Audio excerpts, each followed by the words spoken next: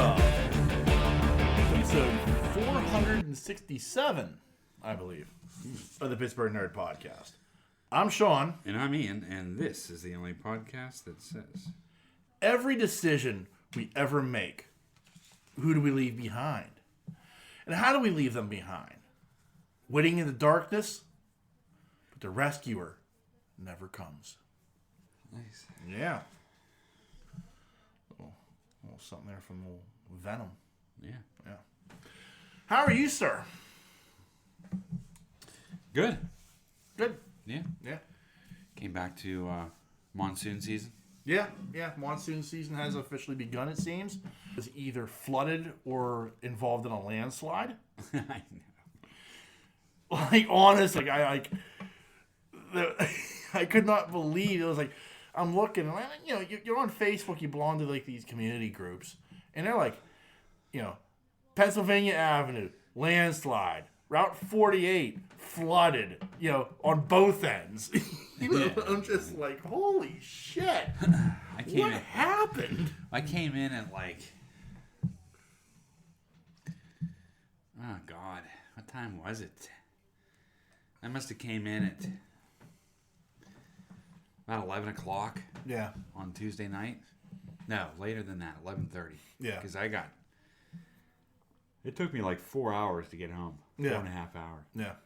And I got off the turnpike. I'm like, finally, okay, I'm off the turnpike. Easy sailing. Yeah. No. So, the first turn it always tells me to go down is to come home. The quickest way it says is go down Lincoln Way off of 30. Right. And then go right into White Oak and then bang over. Well, 30 was closed. Lincoln Way was closed. Yeah. I had no idea. There was no signs up until you got to it. Yeah. And like all of a sudden, it's like there's a couple of cones and a giant. Yeah. So I had to turn right there. Yeah. And then I turned up, and then I'd have been all right. But I had to go around the landslide, back on the busy. Pain asked me to get here. I had no idea. Yeah. And so then I had to take Duquesne Bridge. Yeah. You get all the way down towards Clareton. Yeah. I have seen it where when you get down towards Clareton, like that end, like Coal Valley Road, that is close enough to the river that it will wash out. Yeah. Road. I mean, if that road washes out, we're calling Noah. Right. So yeah, it was painful. Yeah. Getting home. And I just got here and I crashed. Within about 15 minutes of getting home, I just fell asleep. I was exhausted. Oh, I'm sure. Just from the rain and fog and fucking in-town driving and... Yeah, I was on my way here, and I'm telling Nancy, I'm like, I got to remember, I got to go in the Duquesne. Which, by the way, that bridge, they better open up. I think Jerome Street Bridge is scheduled to reopen this week because they're closing down the Duquesne Bridge. Are they? Yeah. For what? Repairs? Yeah, that's the next bridge to be worked. Oh, okay. You know what I mean? So, it's a cycle. It's like every X amount of years. Yeah. They start with the Boston Bridge, then they go to the Jerome Street Bridge, and then it's Mansfield, or it's Mansfield, then Jerome Street, then it's Duquesne. Yeah. It's like a cycle what they go through these bridges to shut them down and put down new decks and shit. Right. Painful. Extremely. Anyway.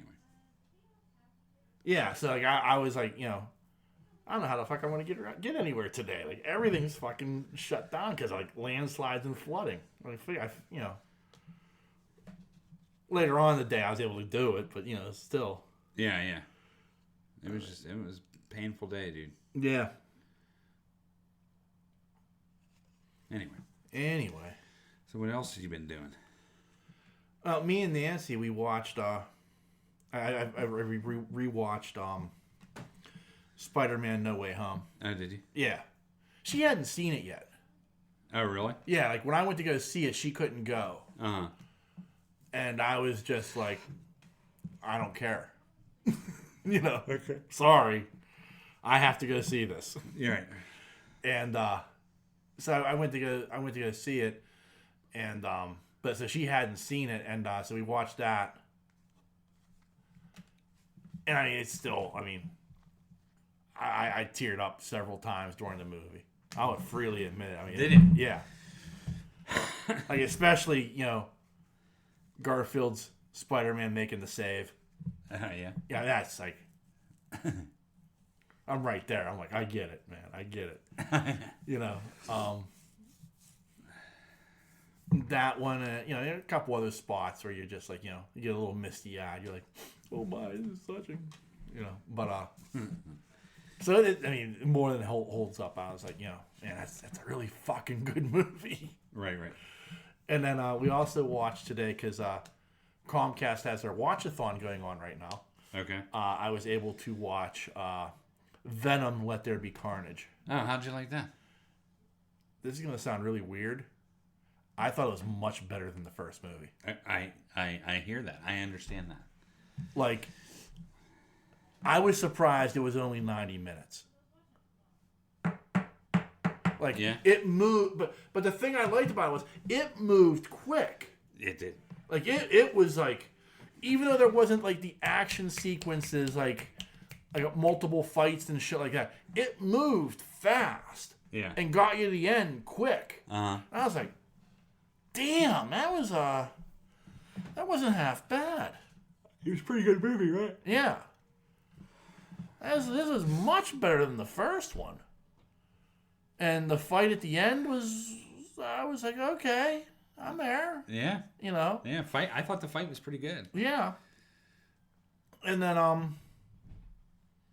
the little tidbits, like I don't know what that cop's going to become. I'm guessing either some other symbiote. I'm sure. My first thought was anti-Venom. Yeah. But I don't know. I'm sure somebody will correct me, like, who knows the symbiotes. Right. But that I thought the whole thing was, I was actually very impressed by that movie. I thought it was really well done. I was like, wow. Yeah, I thought it was pretty damn good. Yeah. There wasn't much that I didn't like. I love the banter between Tom Hardy and Venom. Yeah. I thought that was really good. I thought they picked that up. Actually, I thought they picked that up a level, and I thought it worked. Right. For me, it worked. Right. For it being like it felt very much like an odd couple situation. Oh yeah, for sure. And they made it work. And I think my only real negative for that movie was, as I'm watching it, Venom's voice more and more is starting to sound like Bane. I don't know. I didn't. Like, there were moments where I'm like listening to it, I'm like, is that Bane? Is Bane here? I didn't get it. I did. Like, I'm watching it and I'm just like, and even like I said it out loud at one point. I'm like, man, that sounded like he was just doing a Bane impression. Yeah. Because I know Tom Hardy does the voice. Right. And I assumed in the first one they had just digitized his voice or changed it digitally, and like this sounded like he was just like, no, I won't do that. I want to eat heads. I was like, is that fucking Bane? Yeah, Has Bane showed up? I didn't catch that. And I said it out loud, and Nancy goes, fuck, I was thinking the same thing. So it wasn't just me. I was like, we both kind of caught that it sounded a lot like Bane for some reason. Huh. Yeah, I didn't catch that. So that became a distraction, because at certain points, I'm like in the middle of him like talking, I'm like, Bane's here? Is this a crossover? That's no. Funny. It was good. I love one of my favorite parts is when he went into Mrs. Whatever at the store. Oh yeah, it's one of my favorites. Mrs. Chen. Yeah. It was unbelievable. Yeah. And when what's her name showed up. Yeah. And she was like flirting with him and stuff. Yeah. And Yeah, you are the big sexy hero. Exactly. Of course I am. So Yeah. I loved it. I did. Yeah. I fucking loved it. I love. And that's one of my favorite parts about it is that, Venom inside part where it's like, just say something else. I mean, like everything he says is like really good. Yeah. You know what I mean? I enjoyed it. So yeah, it was good. I'm glad you liked it. Yeah, so I actually enjoyed it. I was like, wow, that was impressive. And that was only an hour and a half, which was a quick hour and a half. Right. And I don't know if it felt like a quick hour and a half because, after watching Batman, right? The Batman, which is like a very slow 3-hour movie, but was very, very well done. But still, it's slow. Yeah. No, it is. No lie. And but this was just like it was like a race car just on a straightaway, just going 1,000 miles an hour to get you to get you from beginning to end. Yeah. I thought it was great. Yeah. I thought Woody Harrelson was great. Yeah. I mean, there's nothing I really didn't not like. You know what I mean? Yeah.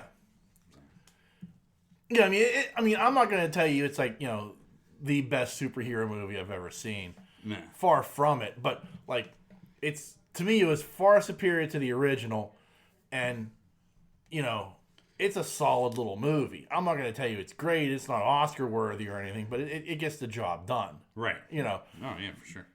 For a Sony offering, I was Nordiques. That's nice. Yeah, right. I forget about those jerseys. That's a Tobolt. Yeah. But it gets the job done. It's entertaining. If you're looking for an entertaining hour and a half, that's your movie. Right. Yeah, I loved it. Of course, I like the Venom movies. Right. So I watched that. I watched. I'm sure you've probably seen the season finale of Moon Knight. I did not. Oh no, okay. Yeah, I won't delve into that rabbit hole. Yeah. Did you watch the series premiere of Strange New Worlds? No. I didn't even know it was on. Oh. Is it good? You grabbed my hand. You gotta watch it. Oh, for real? For real. I'll watch it when we're done. Oh, it's so good. That good? Yeah. Like, I mean, I hate to say it. I mean, like, as an episode, it was just an okay episode, I guess. Like, I wasn't like, it's Anson Mount. Yeah. And it's Ethan Peck as Spock. Like they set themselves up with a great chemistry. Yeah. And like there are some fantastic scenes in that show. Like it's just real. Like I was like, oh, this is so fucking good. I can't believe I'm getting this. Yeah. And I know it sounds weird, but fuck, the Enterprise looks good. Yeah. Yeah. Yeah. Oh, they did such a good job. Like, you're giddy. I am, because like here's the thing. Like I like the JJ Prize, but the JJ Prize has problems. It has problems with like, because you look at it, you say, okay, yeah, that's the Enterprise, because it has the basic form of what the Enterprise should look like. But there are problems like with like the placement and the cells are too narrow. They need to be like wider out a little bit, in my opinion, on the JJ Prize, and it's like little things. Like I guess the biggest thing, like I like the nacelles, but I don't like the nacelles because they're just a little too big. Okay. Like there are just goofy things like that I'm like, yeah. But with this, it's like they took the original version of the Enterprise, but they made it look better. Okay. Like as far as like, if you look at the original Enterprise, like I always looked at it like as a model, I just thought there's very little detail on that model. Okay. Like, and I understand it's the 60s, and it was a TV show, so they had limited budget, but like you look at that model, there's very little like detail on like the structure of the ship. Right. So you fast forward to today, or even you go to the Star Trek The Motion Picture, that model to me looks better for that version of the Enterprise because it's detailed. Like you can see like the hull plates and stuff. Yeah, yeah. Like there's little details to the ship now that it looks right. Okay. Like you know what I mean? Like it's more detailed, so it looks more realistic. Where like the original series Enterprise, you look at it and you kind of go, yeah, it's a model. Yeah. You know what I mean? It's too smooth. Yeah. And so like this has like that hull plating detail, like little details here and there. I love. I'm just like, oh, that looks so fucking good. But overall, like I mean, it just Anston Mount as Pike is such a fucking home run. Yeah. Such a home run. Like I can't wait to see more, just to get more of him and this version of Spock. Here's one for you.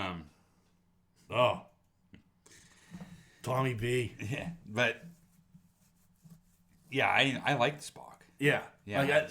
Like You think I'm gonna like this, huh? I do, and like I even like it's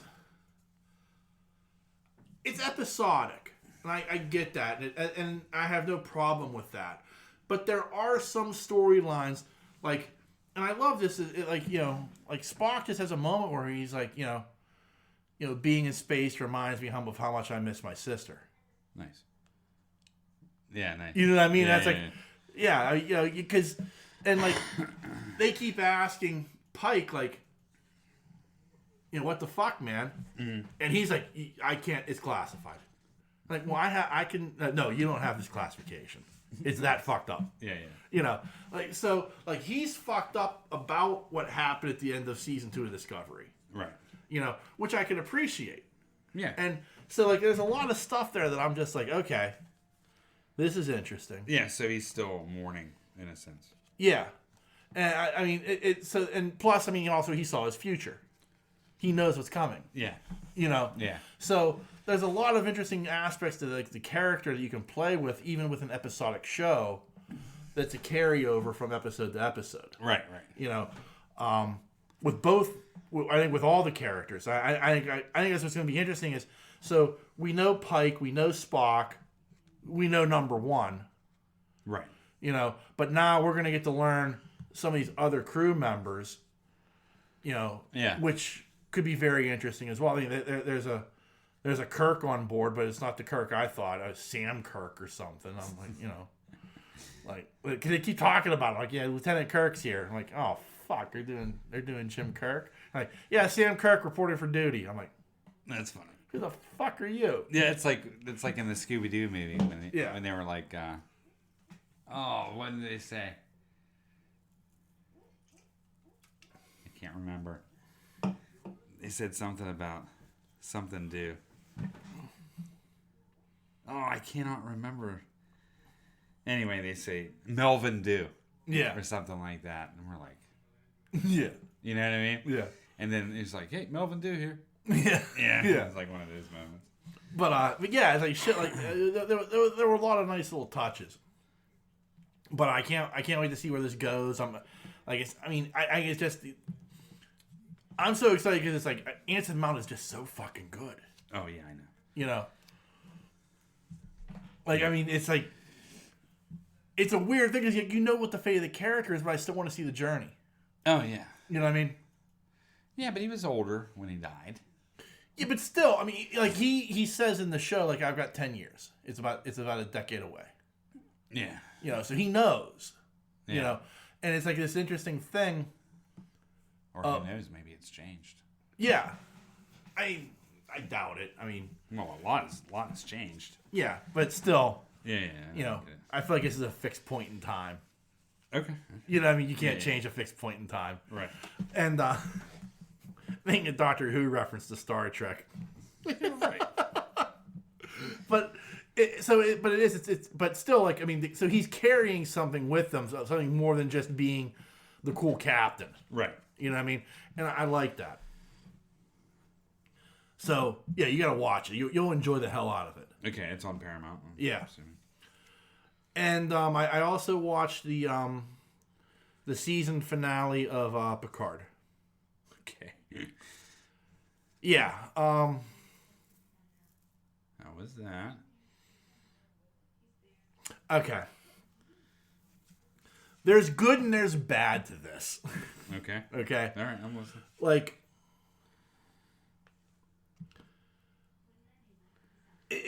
like, you don't care if I spoil this, right? Because you're not going to watch it. I doubt it. Like, the whole thing was meant to be Q trying to show Picard, you need to let go of your pain and move on. Okay. Because at the end of the day, when Jean-Luc Picard was a little boy, his mother was mentally ill. Yeah, you told me this. Right. Stuff. Well, it turns out that he went to open her bed, his father kept him in this room when she was unstable. Okay. And he goes to set her free one day, and as he opens the door, she hung herself. Okay. And she died. All right. And he witnesses this. All right. You know, and this pain that he's carried since he was a 10-year-old boy Right. has prevented him from loving, from having a family. It's what's driven him to be in the stars. Okay. You know? Yeah. And at the end of it, because they solve all the problems are solved. Of course. And they're back at Chateau Picard, which is, like, at this point, it's still abandoned. Yeah. So it's like a perfect hideout for them. Yeah. And they're coming to terms with their fate that, like, we're not going to be able to get home. Okay. And Q shows up. Now, I will admit, the conversation between Q and Picard is worth watching. Okay. Because it ends up pissing me off a little bit, because it's like, okay, I watched 10 episodes of this show, and all this was Q trying to teach Picard to let go of his pain and move on. Right. Which becomes annoying to a certain extent. But the other side of that, though, is they have this great conversation. Okay. Like, and it's two great actors with Patrick Stewart and John DeLance acting extraordinarily well. Right. Okay. Like, you know, so, like, that moment alone makes it worth it. Okay. And the other side of this is Q is dying. Okay.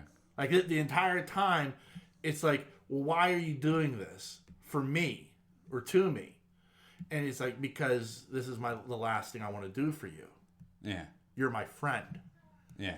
You know, and, like, Picard's like, friend? You know, like, what the fuck? You've tortured me for 30 fucking years. You call me your friend? Yeah. You know? But Picard also gets it in a way. So,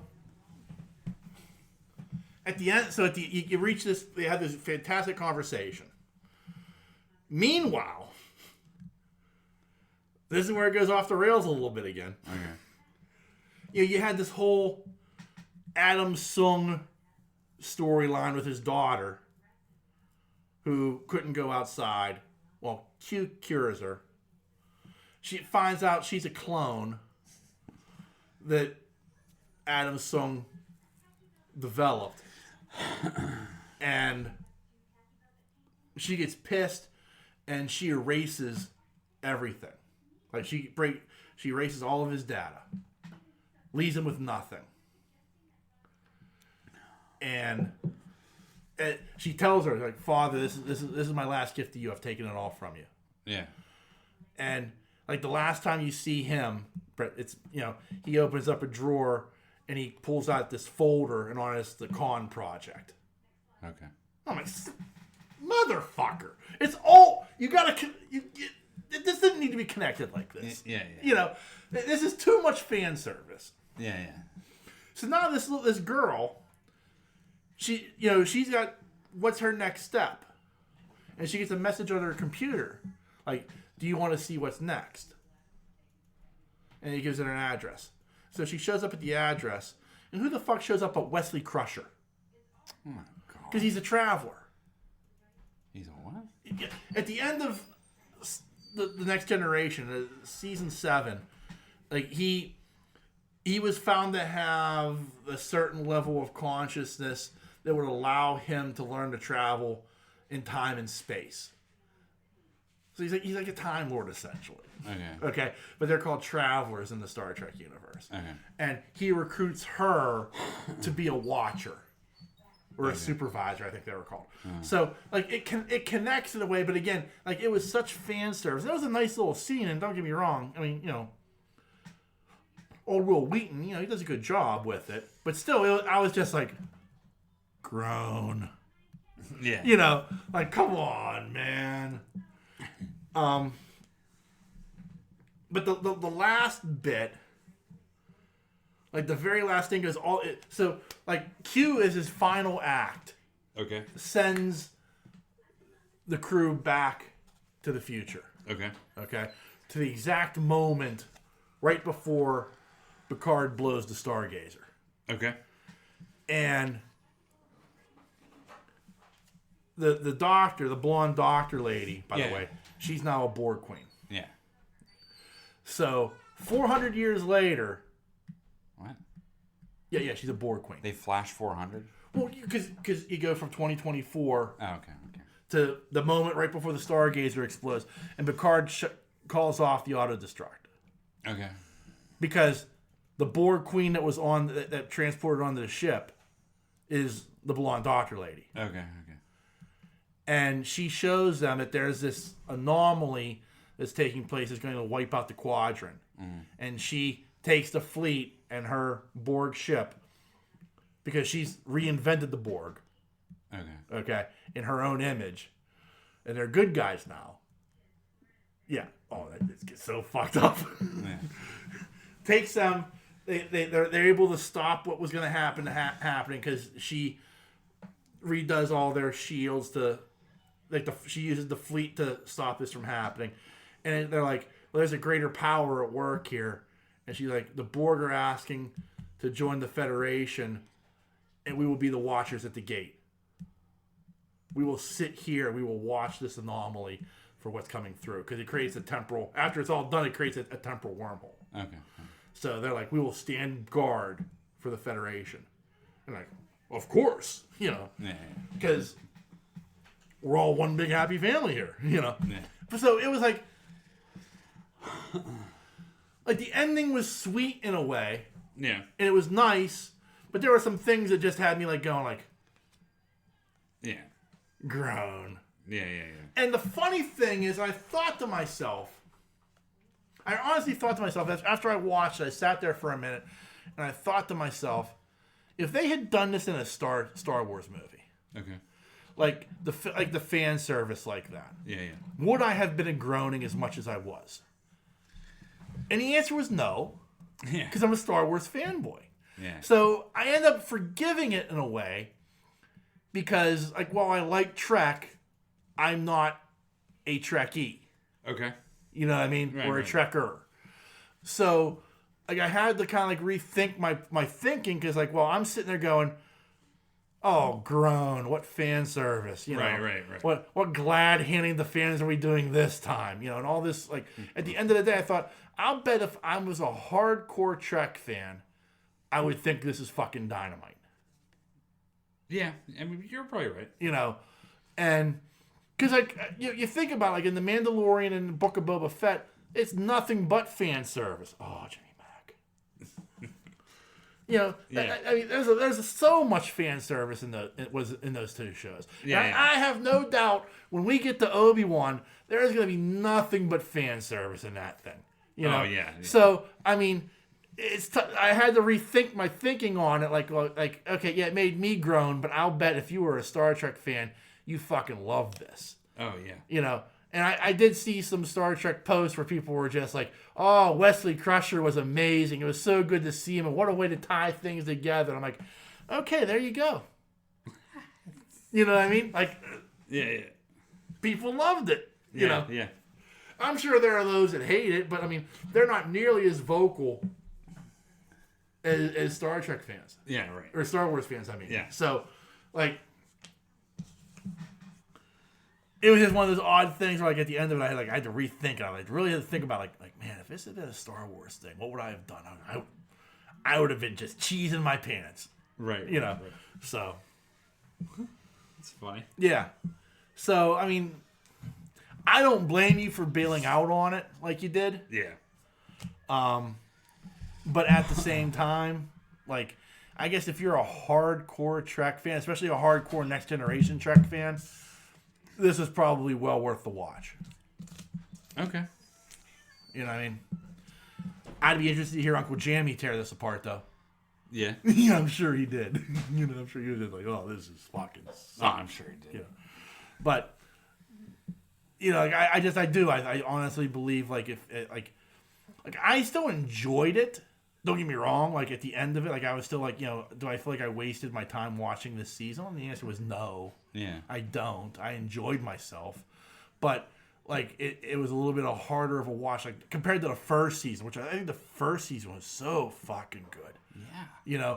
The second season just kind of was like, eh. It was okay. Right. So. Yeah, I know. I don't know. I could not. Yeah. I couldn't get into it. Yeah. I get that. And I don't blame you. Like, because it was very much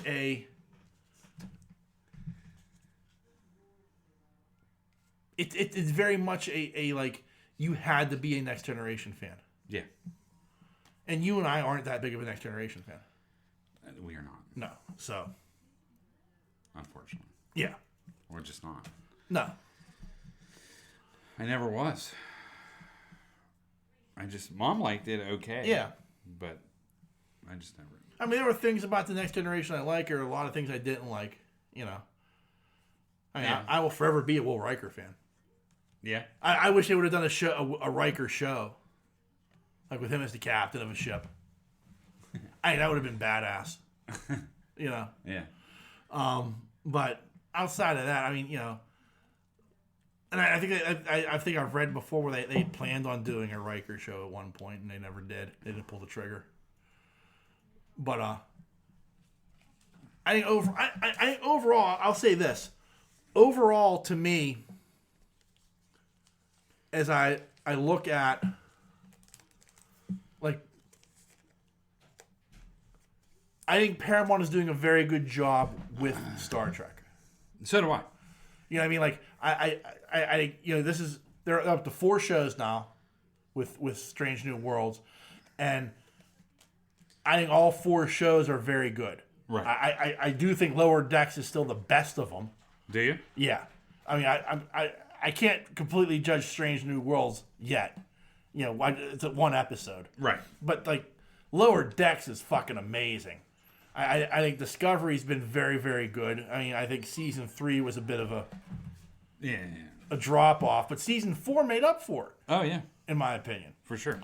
And I look forward to more from Discovery. I'm not looking forward to whatever the third and final season of Picard, whatever that's going to be. Right. Because I got a feeling that's again just going to be more fan service with like the entire cast from the Next Generation coming back and everything. Yeah.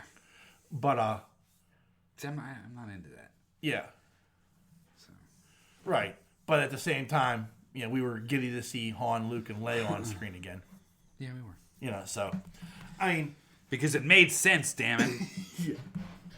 So I'm just, I'm at a point where it's like, okay, I'm along for the ride at this point. But I do think overall, I think Paramount has done a fantastic job of bringing Trek back and making it relevant again. Okay, that's fair to say. You know what I mean? Yeah. And it needed it. Yeah. You know what I mean? Like outside of the J.J. Abrams movies, like Star Trek needed this shot in the arm that these shows are giving it to make it a relevant franchise again. Right. And I would love to see. Like I know they're talking about hey, we're getting the band back together for a 4th Kelvin universe Star Trek movie. Yeah. Which I'm always thankful to see. Yeah.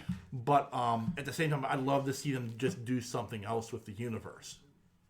Okay. And I think like a show like Discovery has shown that you don't have to have the OG crew. You don't have to have a known commodity crew. Right. Just set it in the universe and do it right. I agree with that. You know what I mean? Yeah. Totally agree with that. I think we as fans have gotten ourselves to a point where Dick Lane. Night Train Dick Lane. Yeah, sorry. We're looking at football cards or sports cards while we're talking. Yeah, I'm going through a bag I didn't even know I had. Seriously. I know.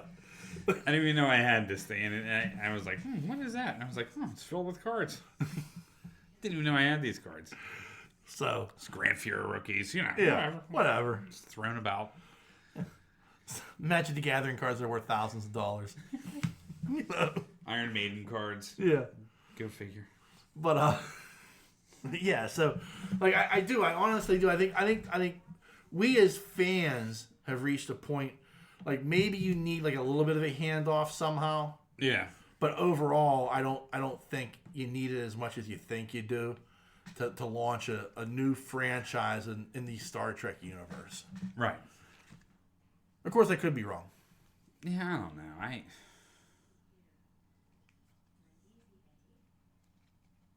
don't know. I just hope whatever they do, it's better than what they did this season with Picard. Yeah. Yeah. So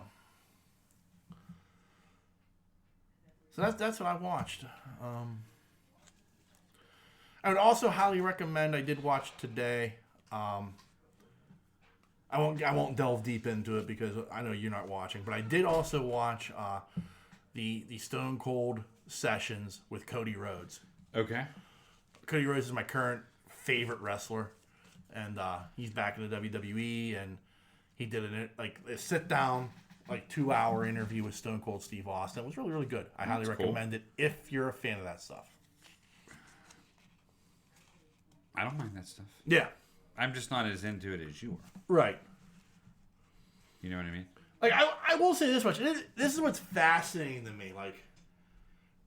So I because Cody's back in the WWF, I have to start watching, Raw again. Okay. And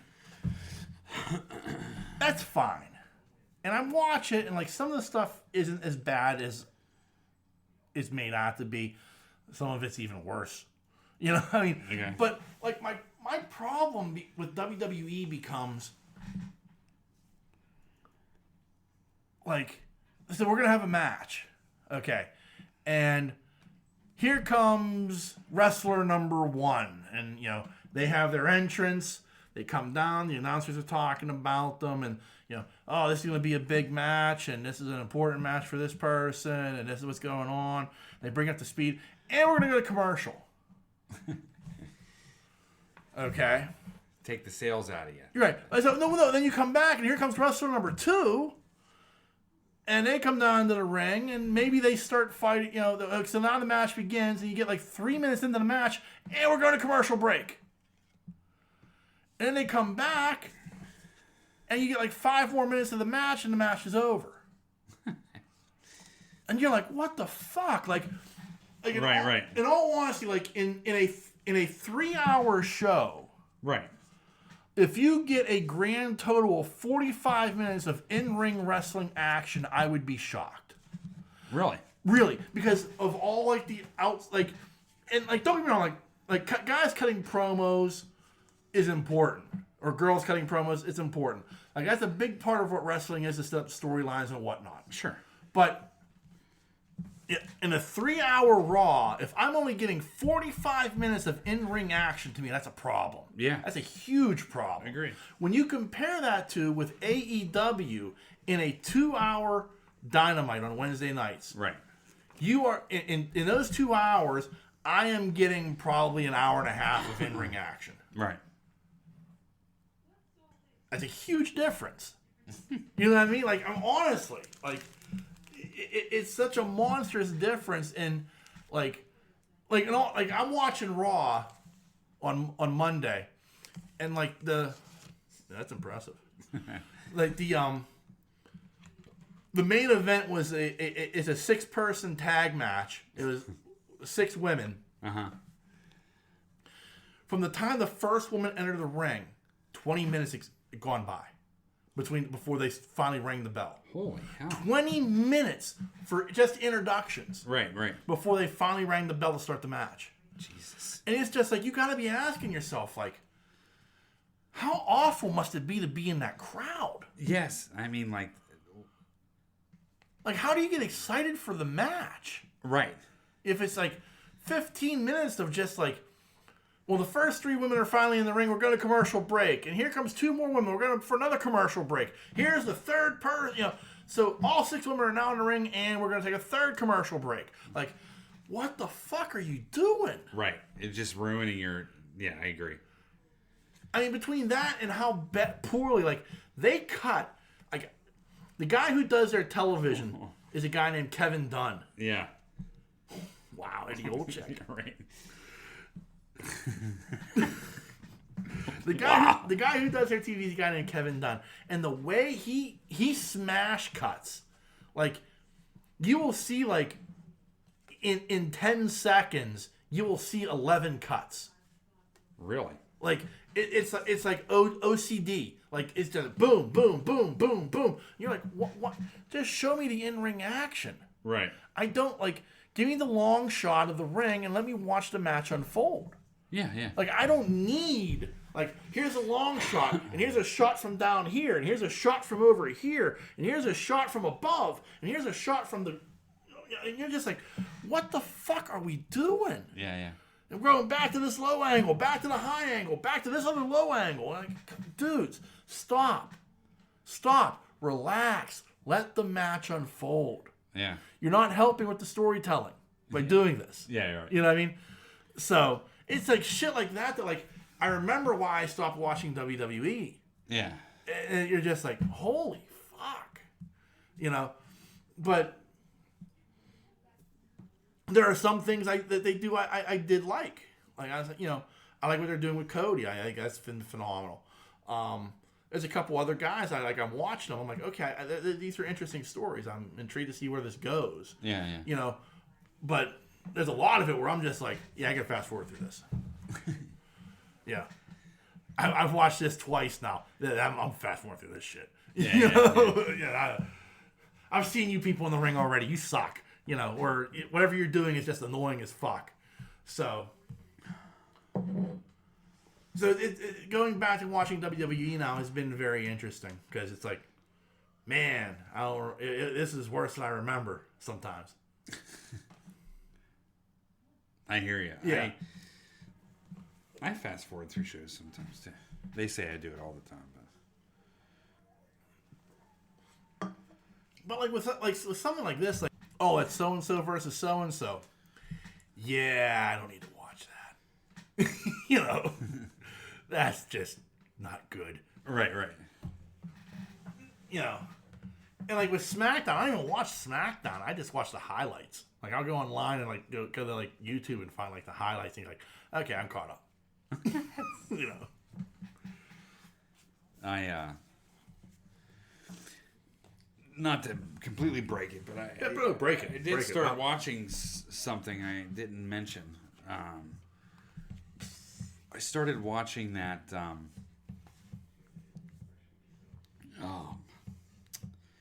It's that new show with Thanos. What's his name?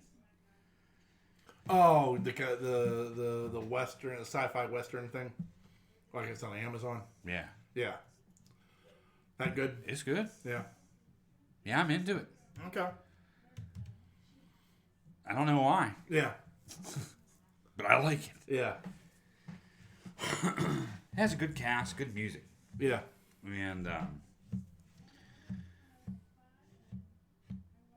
it's just a good show. Yeah. I'm not going to give too much away because, I mean, you just need to watch it. Yeah.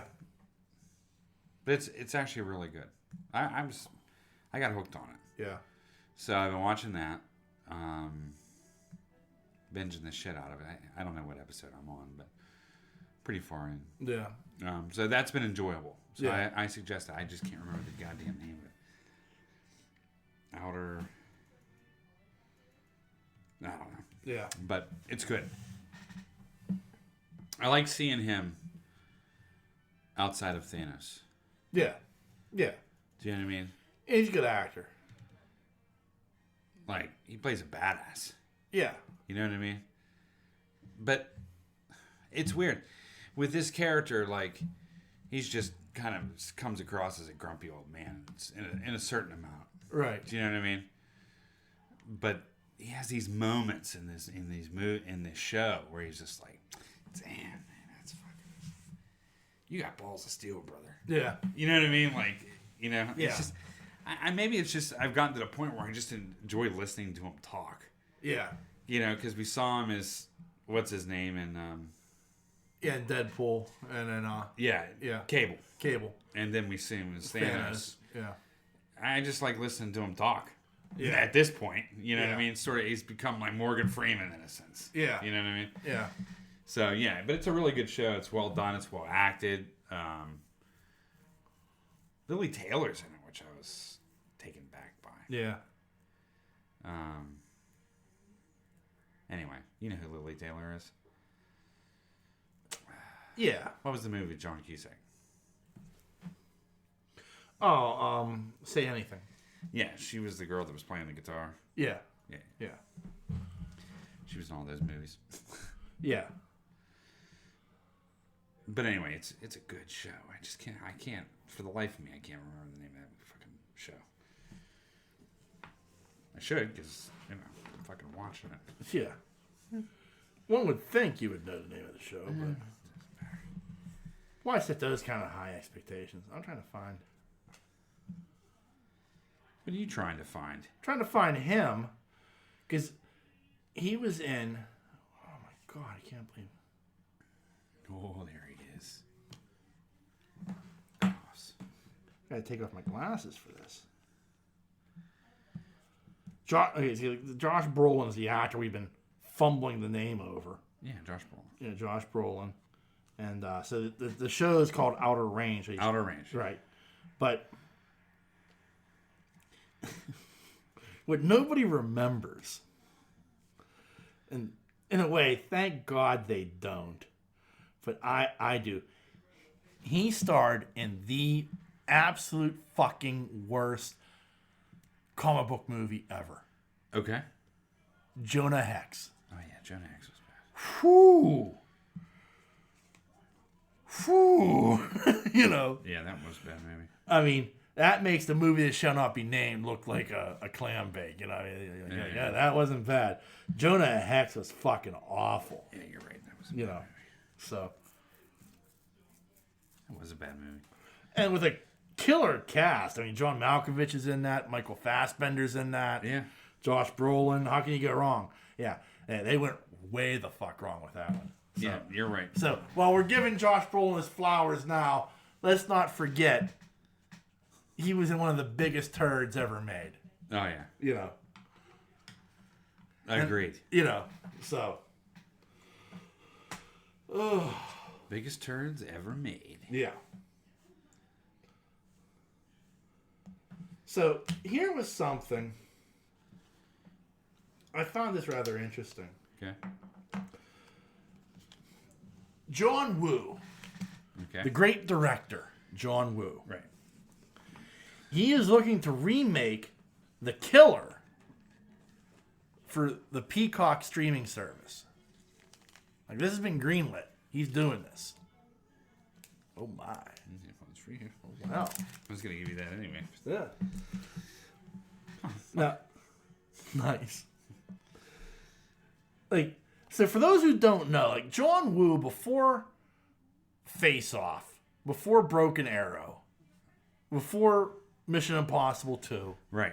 Like, John Woo made Hong Kong thrillers. Yeah. Like, this is where, like, all of these, like, John Woo tropes, like the trench jackets coming open with all the guns and the doves flying behind people and, you know, like the wind blowing trench coats. I mean, all that shit that, like, you look at and go, oh, fuck, that's John Woo. You know, like, this is where he, like, mined his craft. And, like, he made, I still think, like, I can look at, like, the stuff he made in America. Like Broken Arrow, like Face Off. And those are entertaining as fuck. Right. But if you want to really see what he can do, like you have to go back to like some of his Hong Kong stuff. And one of his first movies was a movie called The Killers. Okay. Starring Chow Yun-fat. Okay. Okay. And he's looking to remake it because he wants to. Like he's like, I feel like I can do a better job with this material.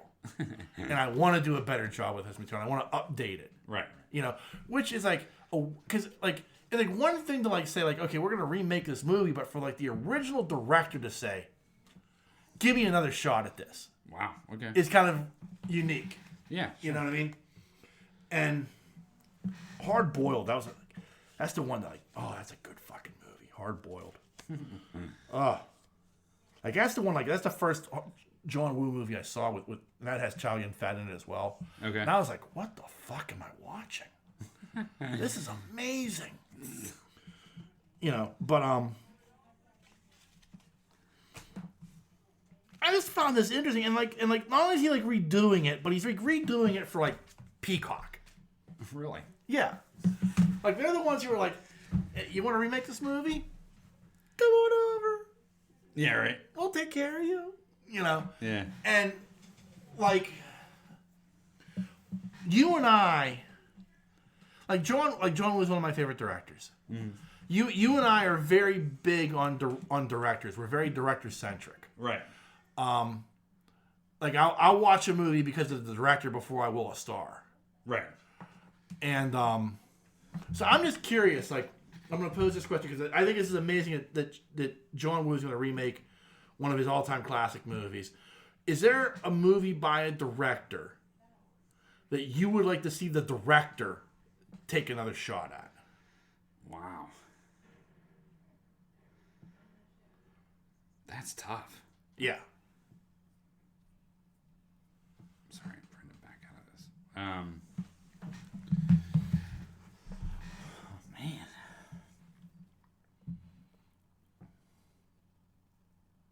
To have another shot at doing. Yeah. Like, it's going to be a remake, but it's the same director remaking his own motion picture. Yeah, I know. But see, the directors we like, right, or the movies, the originals are really good. Right, but, like, at the same time, like, I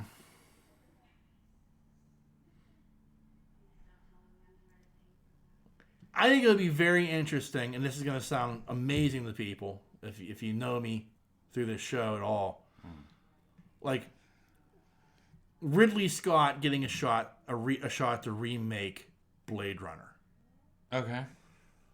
Like, I love the theatrical version. I think it's amazing. I think it absolutely stands up. I think the special effects stand up. I think there's not a fucking thing wrong with the theatrical version of that movie. Okay. He hates it. Okay. You know, like to give him a shot to remake that movie his way. Yeah. You know, would be very interesting to me to see what he would do with it. Yeah. Like, how would you... Like, I mean, I know there's been, like, the director's cut and the ultimate director's cut and stuff like that, but, like, what would you do to... If you were just given the carte blanche to completely remake that movie, how would you do it? Yeah. Wow. You know what I mean? Yeah.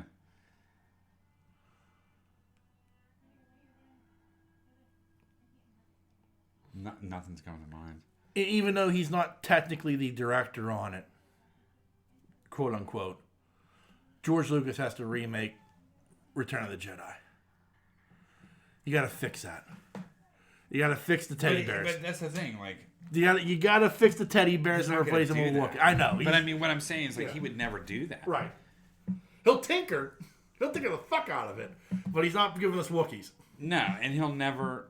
Like, I don't think if he was given the opportunity to do it again, I don't think he would do it. Yeah. Do you know what I mean? You have to look at a director that... Yeah, I mean, I get it. Jedi was bad, but I mean, like... Right. Yeah, I don't... Yeah, I don't think he'd do it. Yeah. I don't know. I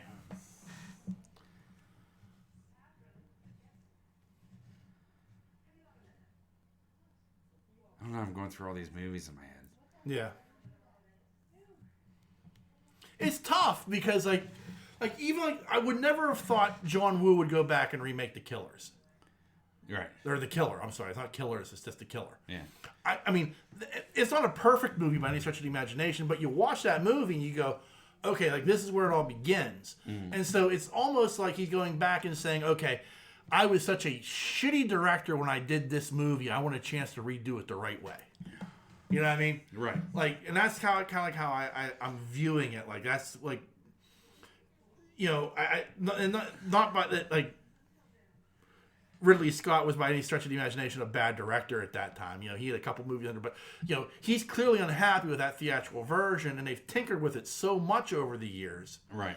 That like, if you could do it all over again and no studio interference, doing it your way, your movie, what would you do? You know, and like that's the first one that kind of comes to mind to me because I think I would like to see Clive Barker's mindset of Nightbreed, like what he envisioned, and doing it today with modern technology, correct, carte blanche, no studio notes, right, doing it your way. What would that movie have actually been? Yeah. Because I think it'd have been a different movie, not completely, right? Because it's good. Yeah, the theatrical version's good. I've watched the extended cut series. That's good. Yeah. I got you that special edition. Yeah. That one year. Yeah, like a little more I would like a little more Cronenberg. You know, but I would we all want a little bit more Cronenberg. I know, but I would like to see more. I would like more of an explanation of characters and like a deeper dive into the world, into that world. Yeah. Yeah, what it was all about. Because it was shot great. Yeah. It really was. Yeah. But I would like to see... Yeah, you look at that movie, like especially like the special effects and like... For the time period? Yeah. I mean, it's spot on. It holds up. Yeah. It holds up very well because it's all practical. But yet at the same time, you like to see like, man, with the modern technology, with the robotics and everything else. Like, I'm not talking CGI. I'm still talking you're doing it practically. Yeah. But like with like the modern like technology with how like the masks are done and everything and puppetry, man, you could do something spectacular with that. Yeah. Just amazing. Yeah. I would yeah, I would like to see that. Yeah, for sure. Like one of the best shots in that film was, and it's gonna sound odd because it doesn't have anything to sort of has to do with horror, but one of the best shots in that film was actually when I think it was the waitress and Cronenberg are out in that country setting. Yeah. It was beautiful. Yeah. I mean, I think that was the point. It was such a beautiful setting and such a horrific thing is going to take place. Right. You know what I mean? Yeah. But it was just, I don't know. It's one of my favorite movies. And I wish, I don't know. I don't want it necessarily to be different, but in the same respect, I would love to see his true vision of that film. Yeah. You know what I mean? Because I have a lot of respect for Clive Barker. Yeah. And I do. Yeah. I mean, just as a person, yeah, he's an interesting person. So anyway, yeah, I think I would want to see that redone. But I would have to have Cronenberg in it. I don't know. Like, I don't know. I don't know. All the actors, I don't know. I don't know if I'd want to see other actors playing those actors. Right. I get that. Because Boone was good. Yeah. The chick was memorable. Yeah. I mean, not memorable, but not remarkable. That's Right. what I meant to say. Right. Boone was good, though. The guy that played the Beast was good. Yeah. You know what I mean? Yeah. My True Face, that guy. Yeah. Was really good. So, I mean, there are parts in that that are I liked. Right. I would like to see more of the Berserkers. Right. I mean, that is like the thing. Like when I talk about like giving Ridley Scott a chance to remake Blade Runner, like yeah, that would be hard. 'Cause I don't want to see anybody other than Harrison Ford as Deckard. I don't want to see anybody other than Right. You know, Rutger Hauer in that role. You know, like it was perfectly cast. Like you know, like I don't want to. I'd hate to see that cast replaced. Right. But at the same time, like just giving them the opportunity to like really work it, do it right. Who knows what the black hole would have been? Even though that was dark Disney. Do you know what I mean? Like, I wonder what his original vision for that was. Yeah, I mean, like everything about that movie makes sense until you get to the very fucking end. Yeah, it does, but with a modern, I would like to see it modernized. You go, no, don't get absolutely. I mean, that would be amazing. But like with that, I don't want to see like the director do that. I'd like to see somebody else take the reins and do that. Yeah. You know what I mean? Like,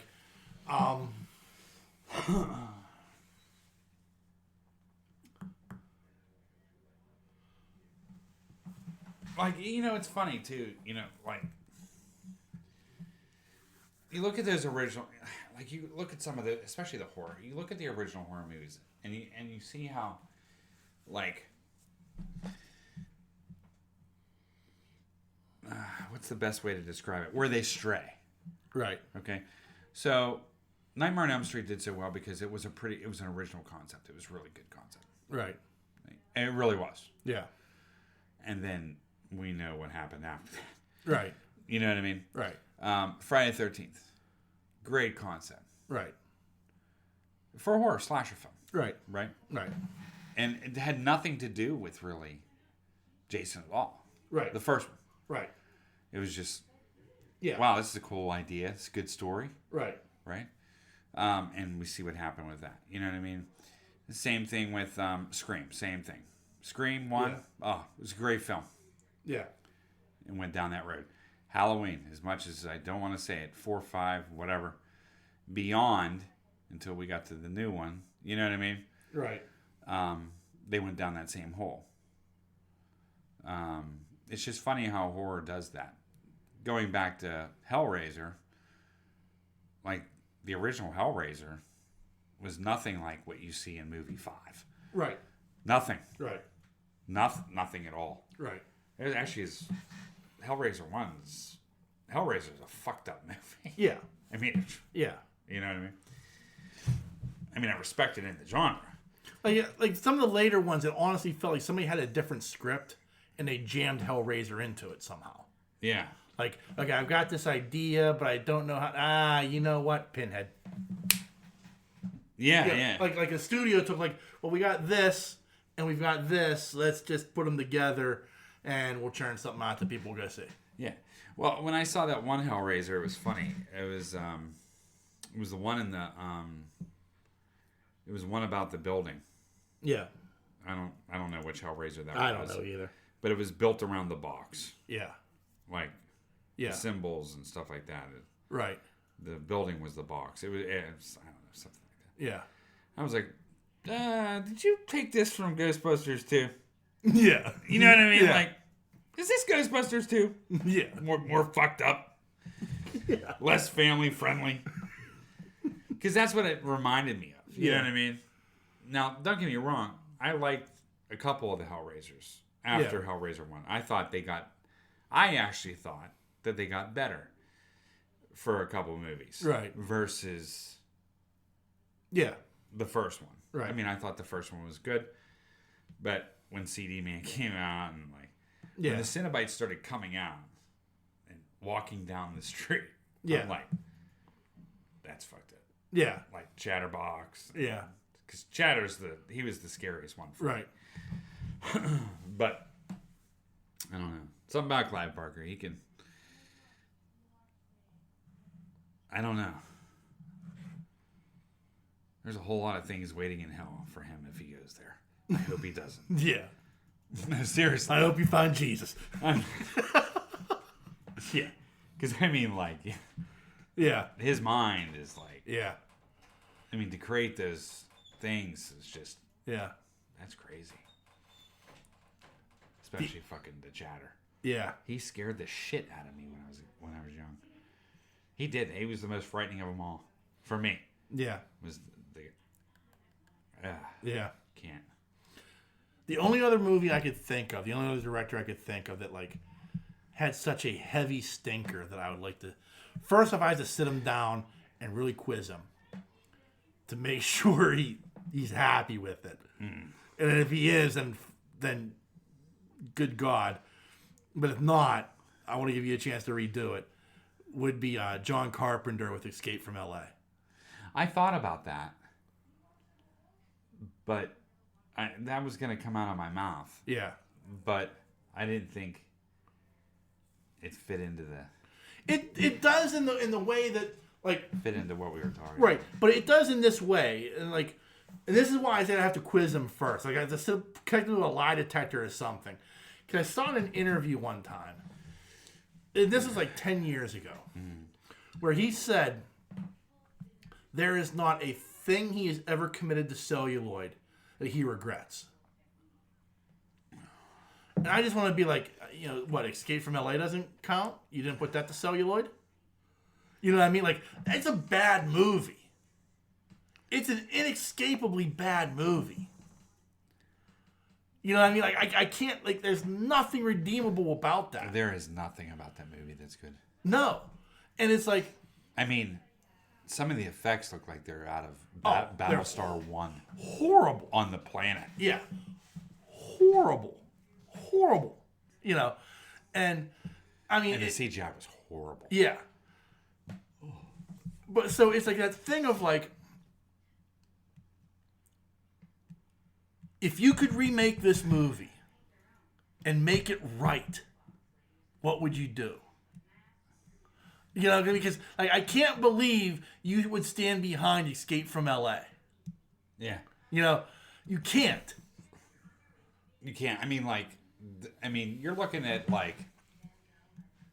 you have had this brilliant career. You have this steaming turd in the middle of it that just reeks. Yeah. It's like a black mark. And if I could give you a chance to correct it, could you do that? Yes or no? I mean, think about it. If he made Escape from LA, right? Mm-hmm. With film of today and stuff like that, I mean, he could have set a tone there. He could have made one of the best movies ever. If he would have Ridley Scotted that movie. Yeah. No, really. Really, yeah. I mean, he could have really made a really good film. Yeah. Truly. Kurt Russell and Peter Fonda surfing down the LA River. That was just fucking awful. That was horrible. Horrible. And it pains me because I love John Carpenter. Yeah, I do too. But it's just it's so that movie is just so fucking bad. And if I could just John, it's so fucking bad that they don't even replay it on television. No, they don't. You never see it. You will see Escape from New York before you see Escape from LA. Fuck yeah. You never see Escape from LA. No. TBS doesn't even play that shit. No. Local cable access won't pick that shit up. No, it's terrible. It is. Oh man, it's such a bad movie. So I mean, it's and what a letdown. Yeah. Oh. That was a really big letdown for me. One of the best characters in cinematic history in Snake Plissken.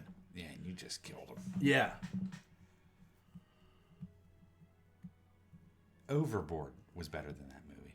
Whoo! So seriously. And that movie had a remake. And the remake was terrible. It was. It was horrible. Yeah. It was fucking awful. I watched it out of sheer curiosity and wished I didn't. Sinful, isn't it? It is.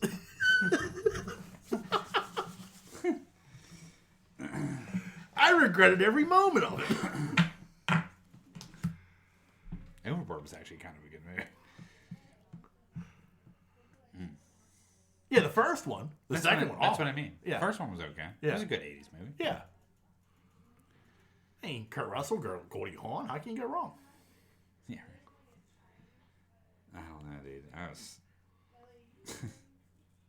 Yeah, so Escape from LA, that's the one. The other one, I could think of, off the top of my head. Yeah, I was going to say LA, but I didn't know if it fit the realm perimeter of what we were talking about. But it only meets, like I can say like, and it's funny because like I love Blade Runner, I love the theatrical version of Blade Runner, but Ridley Scott hates it. Why does he hate it so much? Because like they cut so much. Like the studio came in and it was like, okay, we need a happy ending, and you know some of this doesn't make sense to us, so we need a voiceover from Harrison Ford explaining what's going on. And he didn't want any of that. Like, you know, so like the voiceover, like even Harrison Ford, like I hated the voiceover, which is why. But to me, like I love it. Like it feels to me like film noir. Yeah. Like, you know what I mean? Like it feels like it has that 50s detective movie feel to it because of the voiceover. Yeah. You know, and it's like it was like a movie out of time in a way because it's like it's so far in the future with everything, flying cars, these massive screens at the, you know, I mean, it was 1982. Like you were looking at this going like, this could never fucking happen. You know, robots that were sentient and all this shit that was going on, and it's, you know, but yet at the same time, like, you know, he's a gumshoe almost. Yeah. You know, and like there was nothing about him that felt futuristic. Right. You know? Yeah. Like even like the music he listens to is like it sounds like 50s jazz, and like, you know, like his apartment looks like something from like a blast backwards in time. Like all this stuff was like, it was very interesting how it's all looked and shot, and like the lighting and everything. Like it was like so really well done to me. And but like the studio wanted this stuff added in that like they hated. Right. And it's like to the point like you get the Blade Runner 2049, which is a brilliant movie, but like it's the question becomes like, well, which version is this an actual sequel to? And like, well, you know, we really didn't go that route. Right. It's a sequel to all of them. And in a way, they're right. Like, you can't, like, pinpoint, like, oh, okay, because of this, and this is a sequel to the director version, or the super director version, or the theatrical. Like, it's a sequel to all of them. Right. Which is, like, a smart thing to do. That way you're not answering the question. Right. You know? Yeah, It's like, okay, yeah, I like what you did there. So, like, but, like, just, okay, let me just give you the shot to just do it again. And with same thing with Escape from LA. Let me give you the shot to do it again and do it right. Yeah. Right this wrong, please. Like, with Ridley Scott, I'd be like, there's not a wrong or right, but if you want to do it, that's fine. Yeah. I want to see what you can do then. Right. What was your vision? You know, because, like, to me, like, Ridley Scott is like, his like the way he looks at film, like it's always impressed me. Like I know people are like, yeah, what the fuck is wrong with you, Ridley Scott? But like you look at his movies and like, every single one of them, like even like Thelma and Louise, you look at how that movie is shot, the way it looks, the way it feels, everything about it is like brilliant. Yeah. You know, it's just, it's one of those things where, like, I don't know, like, that's why I like directors. That's why I, like, lean more towards directors than I do actors, because, like,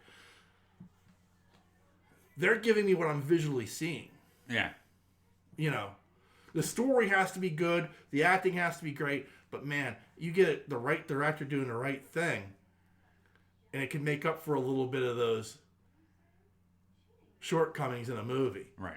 They can make up for a story a little bit by shooting it the right way. Right. They can make up for maybe a bad actor by shooting it and editing it the right way. You know, they can fix things. Yeah. With their vision. Yeah. You know, and that's why I gravitate to directors so much. Like you look at like the guys that we love, like the guys we talk about all the time, like Guillermo del Toro. Yeah. Look at like I thought about it. The only other movie I could think of that I was like, man, if Guillermo del Toro with modern technology had a shot to redo The Devil's Backbone. Yeah. You know, which is a phenomenal movie. Yeah. Don't get me wrong, it doesn't need to be remade. Right. But man, given what he knows today, a shot to remake that movie, that would be a movie that people would know. Right. You know.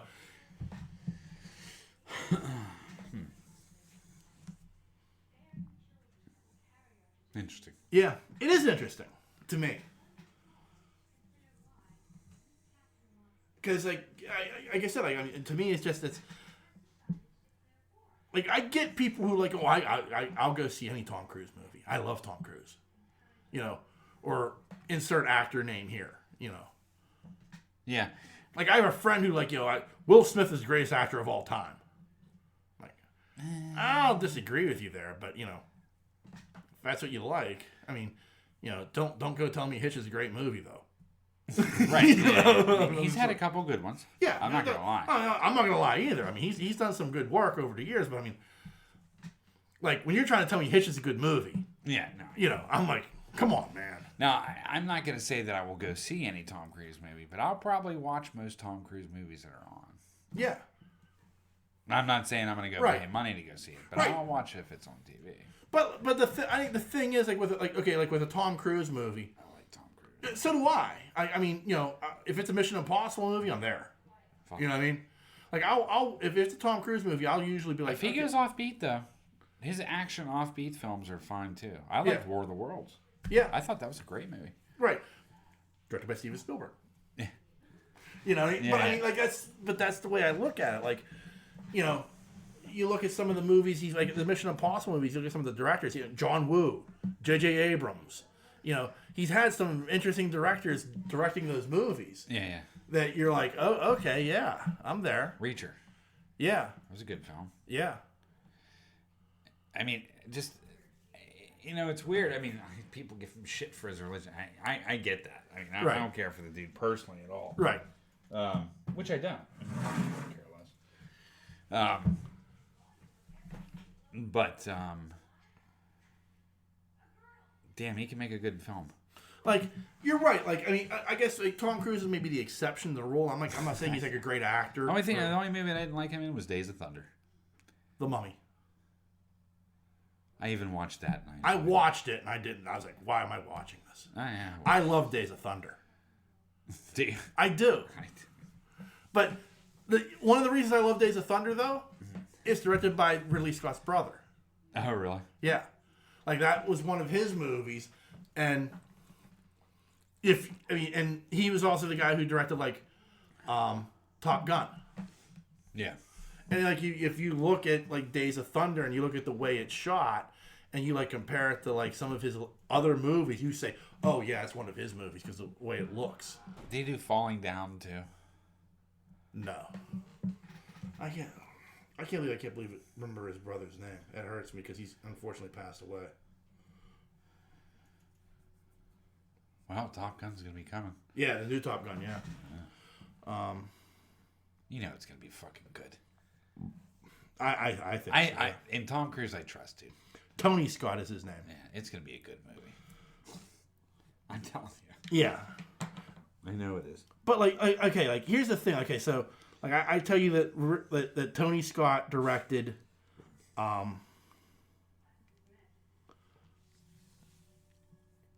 Lethal? No. Days of Thunder. Okay.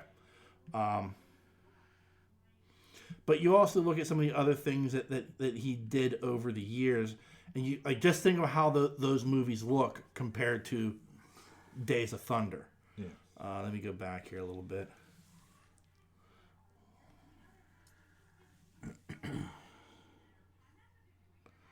Okay, so Top Gun, Beverly Hills Cop 2, Days of Thunder, The Last Boy Scout. Yeah, Last Boy Scout was good. True Romance. Oh, yeah, that's right. He did do that. Crimson Tide. Yep. The Fan. Yep. Enemy of the State. Great movie. Spy Game. Yep. Man on Fire. Yep.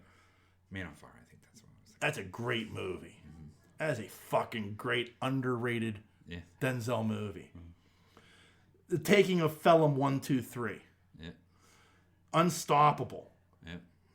I mean, like, think about those movies and how they look, and now compare that to Days of Thunder, if you can remember. You're going, oh shit, that had a look. Yeah. You know what I mean? Like, I can identify a Tony Scott movie by how it looks. Yeah, and then isn't that wild how they look too? Yeah. Because I mean, like, True Romance has an unmistakable look and color. Yeah. There's a color to it. It's just weird. Yeah. It's one of the most artistic films, not only because of the subject matter and the script, of course, Right. but just of how it's shot, the color of it, the sun. Yeah. The sun's always in their eyes, if you ever Yeah. noticed in that film. Yeah. Oh, I mean, there is so much, like, and that's the thing, like, and that's what a great director, like, it's like, Quentin Tarantino is a great director. Mm-hmm. But some of my favorite Quentin Tarantino movies were directed by somebody else. Oh, yeah. Like True Romance. Like, the one directed by Robert Rodriguez. The vampire one. Oh, From Dusk Till Dawn. From Dusk Till Dawn. You know, I mean, those Quentin Tarantino scripts written by, directed by somebody else. Yeah. You know, even Natural Born Killers, even though from what I understand, like, they went way off the page with that. That was still a Quentin Tarantino script. Yeah. You know.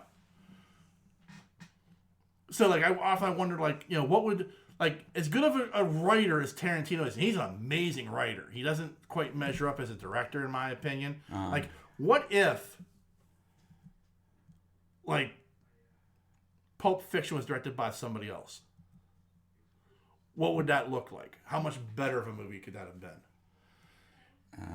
I know, because it's tough, because... I mean, I think some people say Reservoir Dogs. I feel that I think Pulp Fiction was his masterpiece. Yeah. Like, I mean, but it's like it's a deal, though, of, like... Including a cameo of Eric Stoltz. Yeah. Like, I think he's a good director. Borderline great. But I don't think he's, like... No, I don't think he's on that other level. Yeah. You know what I mean? I think he's a phenomenal writer. Did he do The Inglourious Bastards? Yeah. That was a pretty good movie. Yeah. Not like the original, boy. No. But still, like, I mean, like... But there are things that he... HBO late night. Yeah. But, like, there are things, like, that scene, that Christoph Waltz scene at the beginning of the movie. Yeah. That's fucking phenomenal. But that's mostly the writing. Like, there's nothing about how that's shot. Yeah, right. To me, that makes that movie, that scene phenomenal. It's how it's written. So you go back to, like, the scene in True Romance between Walken and Hopper. Yeah. That's phenomenally written, but it jumps out even more because of how Tony Scott directed that. Yeah. And how it's shot and how that looks. Right. And I don't think Tarantino could have ever done that. Right. Yeah, no, I hear you. You know what I mean? Like, I mean, that's an odd thing to say because I think he's a great. I think Tony Scott would have been an interesting choice to do Pulp Fiction. Right. Because the color, where it was shot, where it was based. Can you imagine Tony Scott doing the dance scene? Yeah. Like that whole vibe. Yeah. I think that'd have been pretty interesting. Yeah. Not just a dance scene, but like he had a good way. Especially, I'm comparing it to True Romance. Like, yeah, when those people were the shootout. Yeah. Scene. That was amazing. Yeah. It was an amazing scene. Right. You know what I mean? Shot in the eye, all that, everybody getting killed and everything like that. Can you imagine the death scene or those scenes in Pulp Fiction? You know what I mean? Like when she ODs, right. That kind of stuff I think would have been really cool. Right. Ving Rhames taking revenge and right. Shit like that. I don't know. Yeah, I mean that's one of those weird things. Like, but like I know you don't like Days of Thunder, but like the guy who directed it is so fucking good. Yeah, I know. I just can't get. I know, I get it, but at the same time, like a part of me's heartbroken because like I think that was a beautiful movie. Like I'm not a fan of NASCAR. Yeah. But like I watched that movie and I'm like, fuck, this looks good, so fucking good. Right. You know what I mean? No, I get you. Yeah. But I am excited for off base. But I mean, I am excited for Top Gun. Oh yeah. Because I know it's going to be good. Yeah, I agree. I don't think he'd do it if it wasn't good. No. I'm serious. Yeah. And I watched. He doesn't do movies. That's the thing I respect about Cruise, though, is he doesn't do shit movies. No. He's sort of like what's his name from? I mean, in a different sense, but Last of the Mohicans, Daniel Day-Lewis. Daniel Day-Lewis, yeah. He doesn't do shit movies. No. Ever. Yeah. Right? Cruise doesn't usually do a paycheck movie. Yeah. Or a shit movie. Like, yeah. It's... He has a standard. Yeah, there is a standard but for his movie making. Yeah. Stunts, everything like that. Right. Action. Right. Now, he's in the action world. Do you know what I mean? Right. But, people talk about, Statham, which I like Statham. But, I mean, you talk about Statham and The Rock and Vin Diesel and all these people. They're like here, and Cruise is like up here. Like in all, do you know what I mean? Like, in all honesty, like, and it's a weird thing to like even think about, but like, there hasn't been a bad Mission Impossible movie. Nah, they've all been good. Yeah, all of them. He almost created his own Bond. Yeah, within that world. Yeah, do you know what I mean? Like it's like really impressive, like how, like what could have been just a throwaway franchise is like. But it's not a bad movie in the bunch. No, it's almost like he's created his own Bond. Yeah. Bond type of stuff. Do you know what I mean? Yeah. And like it's each movie is like it's like higher. I mean it's goofy because like it's so technology based on like shit that doesn't exist and but like you play with it because unlike those Bond movies where like you're like oh. And they were so gadget heavy, unlike the current ones. Like even though these are gadget heavy, the movie doesn't have his tongue in his cheek. It's taking itself very seriously. Yeah. Where like those Bond movies were like bad one-liner, goofy gadget. Yeah. Bad one-liner, invisible car. Right. Like you're like oh. Like even the Roger Moore movies, like the later Roger Moore movies, you're just like, oh. That's because he couldn't do anything physical. I know, but still, like I mean, like you watch Octopussy, or some of those, like the one with Grace Jones. Yeah, like you're just like, Live and Let Die. Yeah. Or not Live and Let Die. Looks to Kill. Yeah, something like that. Yeah, I mean, you watch it, and you're just like, oh, this is bad. Oh, these one-liners are horrible. Yeah. So, I mean, oh my goodness. the MI series is like, yeah, I don't believe this technology could possibly exist right now. But at the same time, fuck, this is a good movie. Oh, if it's on, I'll watch it. Oh, yeah. If I see it on. Put the remote control down. Yeah, just put it down. Yeah. If I take a nap, I take a nap. If Yeah. I don't, I don't. Yeah. Because I know exactly what happens. Yeah. But, but it doesn't... For some reason, there's enough space between MI movies where I don't get tired of them. Yeah. Do you know what I mean? Right. Like, 1 will be on, then 3 will be on, and 5. Yeah. A year later, 1 will be on again. Yeah. I love them. I do. I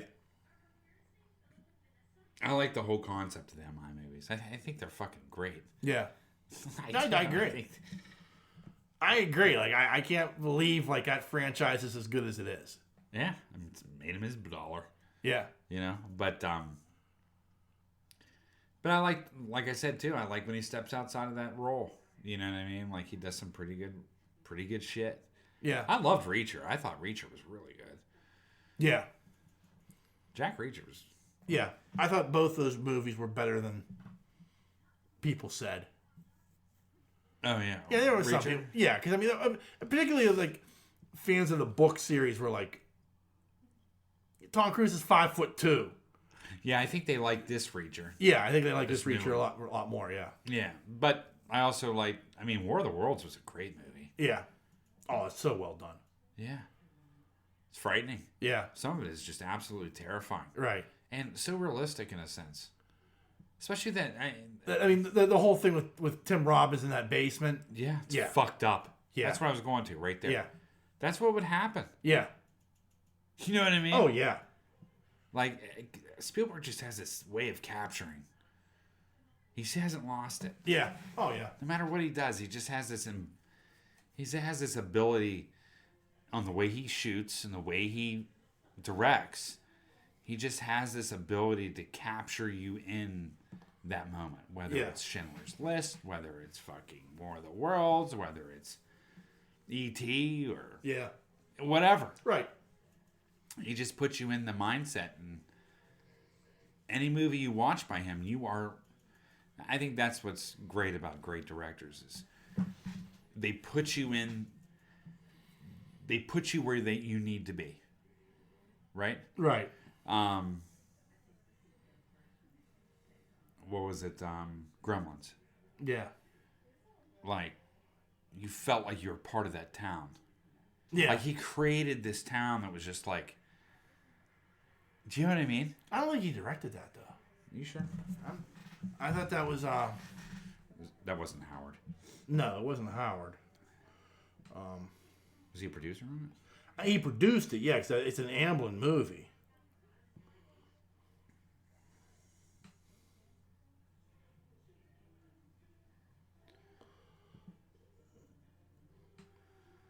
Joe Dante directed that. Did he? Yeah. And he produced it. Yeah. Yeah, because that was an Amblin movie, so he was a producer on it. I think that's why you think he directed it. Just like people think he directed Back to the Future, and he didn't. Because it was produced by him. So, my bad. But Joe, it's still a Spielberg movie. Right. I don't care right. who directed the movie. When you watch a Spielberg movie, you know it's a Spielberg movie. Right. Back to the Future wasn't a Spielberg directed movie. Right. But he had heavy influence on the film. Yeah. Do you know what I mean? Right. So, you were in the 80s, and then when he transported you back to the 50s, you were there. Yeah. Do you know what I mean? Right. Anything he does. Right. Do you know what I mean? Like, Jaws. Yeah. For the record, though, Joe Dante, Yeah. he directed 2 other movies of significant note that, to me, stand out and have a feel to them outside of Gremlins. Huh. And that's The Rocketeer Nice. and Captain America, the First Avenger. I didn't know he did Captain First Avenger. Yeah. Wow, that's pretty cool. Do you know who directed Back to the Future? Don't look. I know. Oh, God. It's the guy. I can't think of his name. I mean, he directed Contact. He directed the Polar Express. I can name movies he directed. Polar Express. I just can't think of his name off the top of my head right now. That's going to drive me nuts. I think he directed, whatchamacallit, Gump. The guy who directed Gump. Zemeckis. Robert Zemeckis, yeah. But yeah, I remember watching a thing about Captain America, and they said they deliberately wanted to get Joe Dante to direct that movie because of how well he did with The Rocketeer. Oh, really? Yeah, that was That's kind of cool. Yeah, that was a big influence on how they wanted Cap to be, based upon The Rocketeer. Yeah. A lot of people don't like Cap 1. I loved it. I think it's a great movie. I fucking loved that movie. Yeah. I did. Yeah, I agree. I think it's a great movie. I have no qualms with that movie at all. Yeah. I was talking to someone the other day. They hated Winter Soldier. There's a lot of people that hate Winter Soldier. I don't know how. I don't know. They just absolutely hate it. Lisa. She does not like Winter Soldier. She doesn't like Sebastian Stan. Well. I like Sebastian Stan. Yeah, I don't mind him. Yeah. And I love Winter Soldier. I think Winter Soldier is an amazing movie. For a long time, that was near the top of the list. It's on a lot of people's top. Yeah. Yeah. I just watched Endgame the other night. I don't know how I can watch a movie so many fucking times in my life. I know. I don't get it. Oh, I get. I understand where you're coming from because it's just the beginning of the movie. It's the song. I think. Yeah. I think it's the song. Yeah. That just reels me right in. Yeah. They just did so well with that movie. Yeah. The beginning of that with Hawkeye. Oh, that's heartbreaking. Yeah, but I mean, the music leading into that, and then it's what was the song? I can't remember.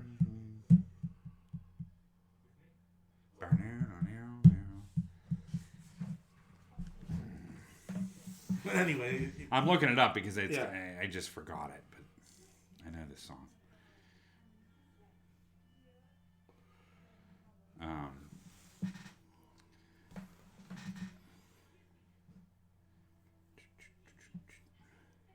Was it One Is the Loneliest Number?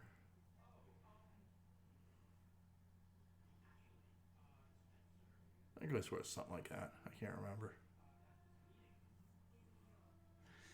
Dear Mr. Fantasy. Oh, yeah. Yeah. Traffic, right? Yeah. Yeah. But how it fades in with the opening credits and stuff, and yeah, it's just such a fucking good movie. It is. It might be on my top 5. Like of all time movies. Yeah. I mean, the more I watch it, the more like most people, like the more they watch a film, they start to pick it apart. Yeah. And there's just only a couple things I can pick on this film. It's so nostalgic through the fact that you're seeing these characters come to life. I'm not going to go into Endgame, but man, when he says Avengers Assemble, it's just yeah. It's a hallelujah moment. It is. It's like your comic book dreams have just come true. Yeah. Does that make sense? And you've waited 20 movies to hear him say it. Fuck yeah. You know what I mean? Like, that's the thing. Like you weren't. I mean, you thought that the hammer thing was going to come. You knew it was. I mean, a possibility. Yeah. But you didn't know if they were going to shoot it or not. That was a big moment. Yeah. But when he says Avengers Assemble, and then before that when he says Cap, I'm on your left. Yeah. I mean. Oh, yeah. Okay, I'm getting chills now. Yeah. I've watched it I've watched that movie at least 50 times. Yeah. At least. Yeah. Oh, yeah. It's pathetic. You and me both. It is pathetic. You know what I mean? God, what a good film. But it's so fucking. You're right. Like, I mean, it's like, and that's the thing. I worry about the Marvel Cinematic Universe is like they don't have the Russos anymore. Well, also too, I don't think they can live up to that movie. That's a hard. Like, that's gonna be hard to do. I mean, I don't think you can live up to that. No. When Bucky comes back. Oh yeah. And they're hanging by the lake there. Yeah. You know what I mean? Yeah. And he's telling off Hulk. Yeah. Or whoever. Yeah. I can't remember. Was it Hulk? Yeah. I think it was Hulk. No, Thor. He was telling off Thor. Yeah. He was like, this is space. You don't know what you're talking about. Yeah. Well, that's not what the red guy. Yeah. Yeah. It's not what he said. Yeah. Like he's crying. Yeah. Oh. And Hulk throws the fucking bench across the lake. Yeah. I mean, there were so many moments like that where you're just like, yeah. When she lets go, your heart breaks. Yeah. It just breaks in half. Yeah. You know what I mean? Like, it's fucking sick. I can't even believe I'm talking about this movie, but it's just so good. Yeah. I agree. Like, it's got to be in my top 5. Yeah. I mean, it's just all parts of it I like. If I can watch a movie, I mean, I watch movies over and over again, yes. But if I can watch a movie that many fucking times, like deliberately. Like, I'm going to turn on Disney Plus and I'm turning on Avengers Endgame. Yeah. I'm going to waste the next 3 hours watching Endgame. Yeah. I just want to lose myself. Yeah. If a movie can do that to me, I'm good to go. Yeah. You know what I mean? Yeah. Oh. Man, is that a good movie? And when when she goes to see Bucky. When she goes and finds him. Not Bucky. I said Bucky doesn't show up till the Hawkeye? end. Yeah. Oh yeah, yeah. He's like, Renner's like so fucking good. he is. He is. I'm sorry. Like, I mean, And people like cringe when I say that, but like Hawkeye is like probably my favorite character. Like that series was so fucking good. yeah, he was good in the movies. He was good in the series. He was good in the Bourne series. Yeah, Who would have thunk it? yeah, Hey, whatever he does, he's a pretty good actor. yeah. He's a very good actor. But and like, I'm sorry. Like, I mean, I just like. I like Hawkeye. I don't know why. I can't explain it. Like, but that character, and especially in the MCU, Yeah. even more than like I mean, I liked him in the comic books, but like, I like the way they presented the character. I mean, you know, I can hear Stork cringing right now as I say, you know, the fucking farm scenes in Ultron, where I mean, and like when you know, Linda Cardellini's telling them like, you know, they are fucking gods, but they need you. Yeah. You keep them grounded. Yeah. You know. And I like the farm scene. I do too. Like, I don't know why he thinks they're fucking boring. Like, I think the farm scenes are amazing. Yeah. You know. But, like, it's shit like that. And, like when you get to the end of, like, Hawkeye, like, that whole moment where, like, you know, the watch was hers. Like, Yeah. she was Mockingbird. Of course she was. I know, but it's like a thing of, like, Yeah.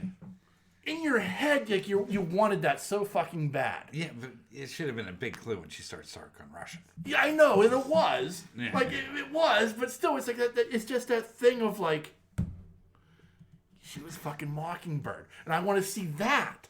Yeah, I know. I know, right? You know? And I want to... Can I find a way to make Linda Cardellini young again so that I can see her as fucking Mockingbird? Right? You know? Yeah. I just love the fact that he would do anything for her. Yeah. I think that's like... I think that's the coolest thing in the world. Yeah. Do you know what I mean? Like, it's like a modern... Not even a modern. It's just a different take on a love story. Yeah. Like, who were once spies. Yeah. Do you know what I mean? Yeah. Like, it's such a cool thing. Yeah. You know what I mean? Like, it's just like, he'll do anything. Right. He'll tread any water, fucking get shot at, killed, whatever. Yeah. He'll do anything for her to protect her. Yeah. And that's what he's doing. Yeah. And his family. Right. Right. And so it brings you back to Endgame Yeah. when they're gone. Yeah. Because that's his world. I mean, he doesn't... Yeah. You know what Like, I mean? unlike all the others. Because he's sacrificed. Right. Until Stark has his own family. Yeah. Like, it's like none of the others had that connection. Like, he had something to go home to. None of the others did. Ant-Man. A little bit, yeah. But His I mean, daughter. But that's right. about it. But like he wasn't like an Avenger yet. No, but... But you know, what I mean, like I'm talking like the basic, the Avengers. Right. Like, those guys, those core guys. Like it was like, you know, this is what we do. And like, well, what are you doing tonight, Barton? Oh yeah, I got a date. You know, he didn't. He was going home to his wife. Right. But he still kept her secret. Yeah. Do you know what I mean? Like, Yeah. that's the whole thing about him. Yeah. But you're right. They were all of them completely single. Yeah. Well, not single, but well, in a sense. Right. And the only thing that Tasha had was Barton. That's what made it so heartbreaking. Yeah. Yeah. You know what I mean? Yeah. Yeah. God, man. I liked how you felt for Rogers, too. He played the part very well, man out of time. Right. Like, really good. But like, I mean, I guess what makes his story so impressive is like, you know, he decided, yeah, I'm done. Yeah. I'm gonna go. I'm gonna find Peggy. Yeah. I'm gonna have a life. But that's cool, though. Yeah. A lot of people hated that. I loved it. Like, I mean, especially seeing old man Steve. And when, you know, he's asked, like, you want to tell me about her? No, I don't think I will. Yeah. Because it's not Yeah. even relevant. Yeah. Do you know what I mean? Like, that's his life. Yeah. I like how they knew too. Well, I like how Bucky knew. Yeah. Bucky knew as soon as he was going. Right. In. Yeah. Yeah, like they had discussed it. Yeah. They just kept Sam out of the loop, and Yeah. but I mean, it's like you're right. I mean, every part of that movie, every part of those 20 movies is so well done, and how it pieces everything together. Like I said a couple weeks ago, those movies all fit together like Lego blocks, and they build this amazing house. Yeah, but see, I just don't know. I think the problem we're having now is we're at the beginning of the house. Yeah, there's a new house being built. Right. We don't know what we're still trying to figure out what the foundation is. Exactly. You know what I mean? Like is it Shang-Chi? You know, it looks like, you know, Doctor Strange is an important component. Right. You know, Spider-Man. You know, what is, you know, what's going to be the role of the Eternals going forward? But in the beginning, we had no idea what the house was in the beginning either. But we were like, Iron Man, oh. Okay, and then, you know what I mean? Like, but in a way we did, because we could say, okay, well, you're bringing in the key four. Yeah. Iron Man, Hulk, Thor, and Cap. Right. You know, by Iron Man 2, we get Widow. By Thor, we've got Hawkeye. You know, you saw the team, you were saying, well, when are they going to do an Avengers movie? Right. Because they're all here. But then you get your big surprises like Ant-Man and Wasp. And then right. well, not Wasp. Well, you did. I mean, they made the movie. Right. But you get Ant-Man, and then they brought in Spidey. Right. And, you know what I mean? And then Guardians came along. And you're right. like, what the fuck? But the base, like the very base was built very quickly because, like, at the end of Iron Man, you have Nick Fury going, you know, I like talking about the Avengers Initiative. Yeah, on top of the donut shop. Well, no, that was in his apartment, remember? At the end of the first Iron Man movie. Oh, yeah, He's like, yeah. I am Iron Man. Yeah. Let me tell you, you just walked into a bigger world. You know, yeah. I want to talk to you about the Avengers Initiative. Yeah, and that's how it ends. And you're just like, oh, shit, he said Avengers. Yeah. He said Avengers. you know, I mean, that was the thing. Like, that moment opened your mind up to, like, the possibility that this could all be connected and we could get to that. Right. And when you got to that, you still didn't believe it because you never thought it could ever happen. Right. You know, so I mean, that's the thing. I think they just kept stepping up their game, though. I know we're running over, but I mean, like, they just kept stepping up their game, though. That was the most beautiful thing about it. Like, all of a sudden, you have Wanda come into play. Right. And all of a sudden, what the fuck? Here comes Vision. Yeah. You know what I mean? Right. Like, and you had all these people coming into play, and it's just like, holy fuck, they're bringing everybody. Right. You know what I mean? Like, this is the Avengers. Right. They're fucking bringing in the whole team. Right. You know? Yeah. Then the special editions, like Spider-Man and Ant-Man came in, and Wasp, of course, Wasp was in the beginning. But what I'm saying is, like, they start bringing all these people. Right. They played on the Pym thing, and they made, you know, they worked that. And it worked. Right. You know what I mean? Yeah. Like, that was pretty, for a comic book fan, I mean, that was risky business. Right. The rest of it wasn't really, but that was a really risky move. Old Man Hank. Old Hank Pym and, you know, that whole thing. Right. But they bring in these things, and then, like, you know, you have this really serious movie, then they'll throw in Ant-Man and Wasp. And they'll lighten it up, you know what I mean? Right. And then they'll throw in a little teaser. Guardians. Yeah. Yeah, and then you get Doctor Strange. You know what I mean? Like, it just kept going and going, and you're like, oh my god. And, like, I think what it is at the end of Endgame, I'm saying, this has been one of the best rides I've ever been on. Right. You know what I mean? Like, right. I don't know how much more I can be fulfilled. Right. Because I've gotten, including Spidey, I don't know how much more right I need right now. And that's why you get the signatures at the end. Yes. I mean, it's like the end. Yeah. And now we're rebuilding. Right. I mean, like, I don't really... God, it's just so good. Right. You know what I mean? Like, the whole arc. Right. All of the movies. And now we're starting from square one, and I just don't know where we're going with it, that's all. Right. And I think it's going to be... To tell you the truth, I mean, it has to be Fantastic Four. Right. Centered. Right. Because, I mean, like, even, like, the funny thing is, like, by the time you got to Avengers, you knew what the end game was. Because at the end of the first Avengers movie, there's Thanos. Yeah. You know, oh shit, Thanos. Thanos is the one behind this. You know, and I mean that was the game changer. So you knew at some point you're getting to him. Right. He's the big bad. He's the ultimate big bad. Right. You know, and like everything else was a stepping block. Like again, Lego pieces just fitting together to get you.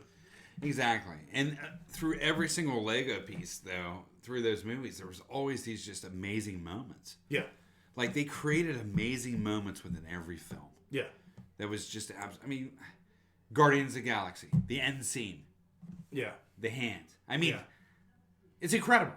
You know what I mean? Yeah. Like, it was. It was like even though like the ones that you poo-poo a little bit, like Guardians 2. Not as good as the first, not nearly as good as the first one, but, you know, he wasn't your dad. I may not have been your father, but I was your daddy. Or he may have been your daddy, but he wasn't your father. However he said it, like you're just like, you know, fuck, you know, hey y'all, I'm Mary Poppins.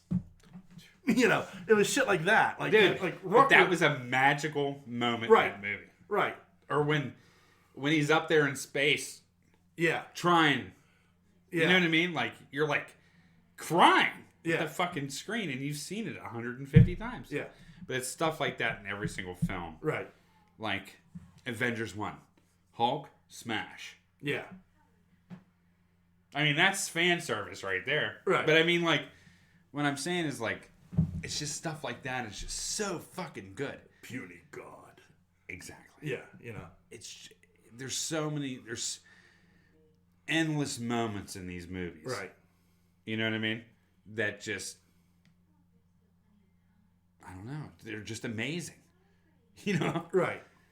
I don't know. Simply, and they are just amazing. Every single one of those films had just moments in it that were just like, even Iron Man 3 had a couple of its moments. Right. That were like, man, it's pretty cool. Yeah. Even though this is a terrible fucking movie. Yeah. It's a cool moment. You know what I mean? But it was just filled with those moments, and those moments made that series. Right. The thing becomes like we knew within those first 4 movies we were building to Avengers. Like we knew that was coming. Right. The thing is with what's currently happening is they haven't laid out what's that build to. Yeah, I mean, is it to Mephisto?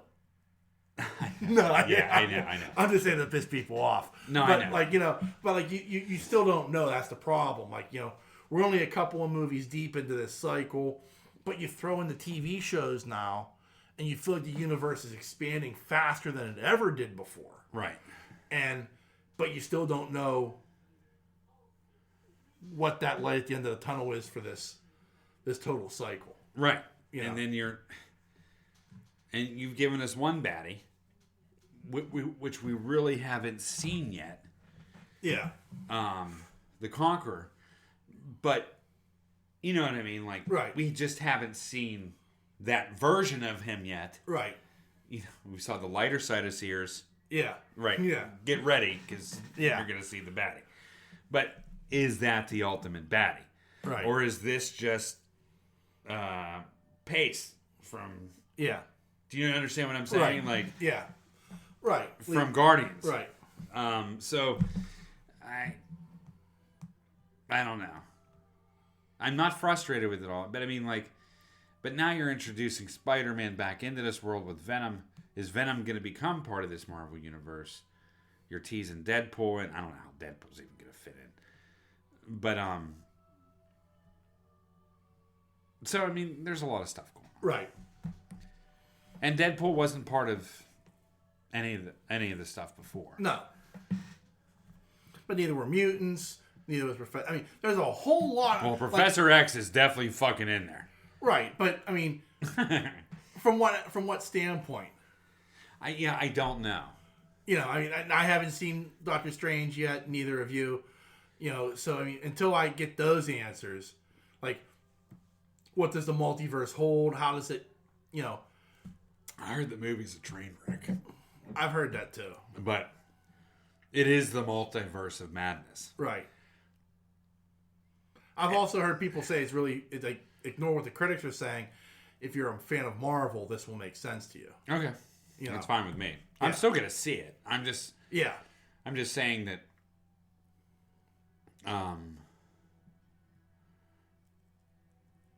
Yeah, we'll just have to see how it plays. Yeah, exactly. I mean, I'm excited to see it just because it's a Marvel movie, and right. I'm a Marvel fan, so. I love Benedict Cumberbatch. Yeah, well, they kind of gave Ant-Man and Wasp shit too. Yeah, I fucking loved Ant-Man and Wasp. Yeah. So I mean, like critically, I don't go. I mean, obviously, we haven't gone by what critics say for years, but there are people I trust, and I see them online saying, "Hey, this is much better than the critics are saying. Give it a shot." Yeah. You know what I mean? So we shall see. How were the critics' reviews of Venom 2? I don't think they were that good. I don't think they were glowing. I thought it was great. I wouldn't call it great, but I think it was definitely a better movie. Yeah, I liked it. I know you did. It entertained me. Yeah, it entertained me too. But I'm not going to call it great. I'm just going to say it was a whole lot better than the first one. Nice. Yeah, I like the first one too. Yeah, but I like this one better. All right. Let's wrap this bad boy up. All right. So, what am I trying to say? I don't know. All right, well, if you want to send us an email, you can send us an email. That email address is pittsburghnerd@yahoo.com. You can also find us on Facebook and Twitter. Just search Pittsburgh Nerd Podcast. We are on a number of podcasting networks. You can find us on the Tangent Bound Network, the Weeby Geeks Network, and the Pod Breed Network. Just give them a Google search. You can find all the other great stuff they have to offer. And as always, I want to thank you for enduring us for the 2 hours. I can't thank you enough for that. We appreciate your support. Yeah. And on that note, the dreamer has awakened. Peace.